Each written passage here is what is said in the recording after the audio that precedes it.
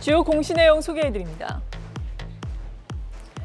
자화전자가 중국 기업의 현지법인 해주나노테크에 대한 지분 양도 계약을 체결했습니다. 이수화학이 정밀화학 집중 육성을 위해 석유화학과 정밀화학 사업부문으로의 인적 분할을 결정했습니다. SBI 인베스트가 운영하고 있는 SBI 성장사다리 코넥스 활성화 펀드 제2호가 재벌집 막내 아들의 레몽레인 주식 52만 6천여 주를 처분해 140억 원의 지분이 감소했습니다. 알리안츠 글로벌 자산운용이 26억 원을 투자해 3D 측정검사 장비 기업 고영의 지분을 10.09%로 늘렸습니다.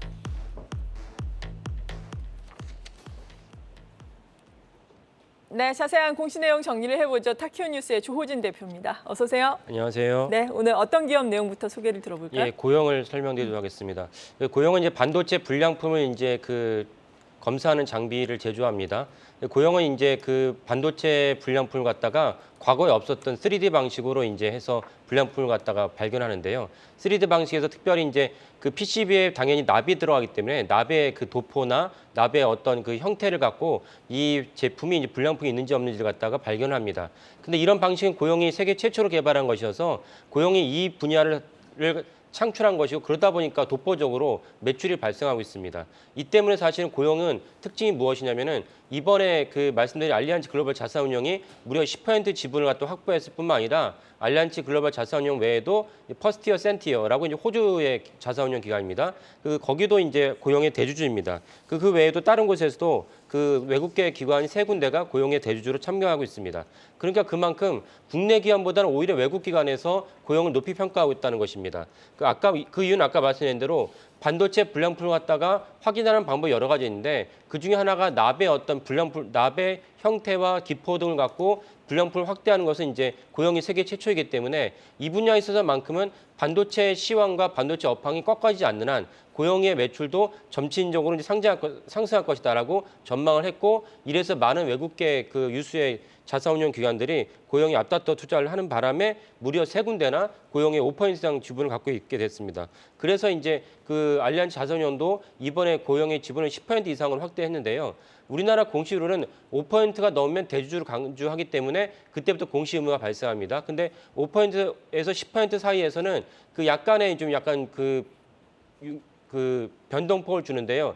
플러스 마이너스 1%가 있을 때만 이제 공시 의무가 발생합니다. 하지만 10%가 넘으면은 그 다음에는 한 주라도 더 증가하게 되면 이제 공시 의무가 발생하고 더불어서 매도 단가를 공시에 기재하게 됐습니다. 무슨 말씀이냐면 결국 근본적으로 10% 넘는다는 것은 이모저모로 되게 이제 부담스러운 일인데도 불구하고 알리안츠 글로벌 자산운용은 이번에 이제 고영의 지분을 10% 넘겼다는 것은 그만큼 고영의 미래 가치를 높이 보고 있다. 이런 맥락입니다. 그래서 제가 이제 이런 외국계 기관이나 국내 기관들의 거래 추이를 갖다 살펴보는 중요한 이유는 그들의 노하우와 그들의 품을 들여서 리서치를 한 다음에 투자한 것이기 때문에 이런 정보를 바탕으로 투자하게 된다면 여기 시청하신 분들 입장에서는 그들의 어떤 리서치 노하우를 갖다가 대신할 수 있는 그런 맥락이기 때문에 중요하게 설명드립니다. 네, 그리고 다음 종목은요? 다음 종목은 자화전자를 말씀드리겠습니다. 자화전자는 이제 애플의 이제 수혜주인데요. 애플에서 이제 아이폰을 갖다가 찍으면은 손떨림 방지 장치가 필요합니다. 그러니까 우리가 사진을 촬영할 때 반드시 이렇게 호흡을 갖다 가다듬건 어떤 방식 하더라도 일부 사진이 이제 손떨림 때문에 흐릿하게 나오게 됩니다. 이런 것을 갖다가 이제 방지하는 것 중에 하나가 이제 OIS인데 OIS 분야에서 자화전자가 이제 아주 독보적인 기술을 갖고 있기 때문에 애플에 납품을 하고 있습니다.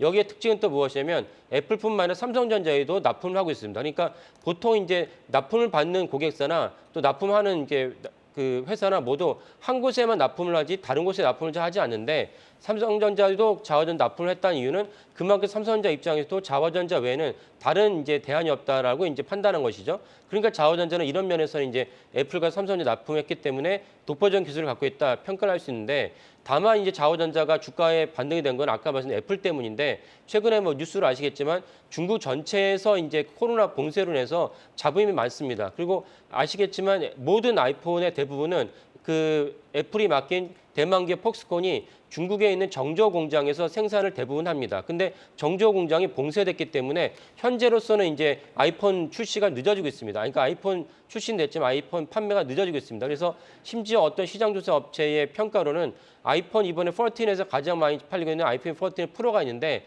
미국 기준으로 아이폰 14 프로를 갖다가 고객들이 신청을 한 다음에 실제로 이제 그 받는 데는 37일이 걸린다는 이렇게 보고서가 있을 정도입니다. 그러니까 그만큼 사실은 애플의 주가도 약세고 애플의 주가 약세면 자화전자에 비롯한 애플 수혜주가 모두 다 약세라고 볼 수 있습니다. 이 때문인지 제가 지난번에 방송에서 말씀드렸지만 자화전자의 대주주인 김상면 회장이 아들이 이제 김찬영 사장에게 40만 주를 증여했는데 증여를 하면은 반드시 증여세를 내야 되는데 그 증여세 내는 기준이 향후 주가의 증여 발표를 전후 2개월을 갖다가 가중평균을 냅니다. 그러니까 증여를 발표했다는 것은 앞으로 2개월 동안은 주가는 크게 올라가지 않을 것이다라고 그분이 김상현 회장이 판단한 것이죠. 이런 점에서 역시 김상현 회장도 아까 말씀드린 중국 정저 봉쇄를 갖다가 좀 중요하게 보고 이 시점에서 차라리 증여를 하겠다라고 판단하지 않았나 싶습니다. 그러니까 2달 정도 지나면은 김상현 회장은 주가가 다시 올라갈 거라고 보는 것 같습니다.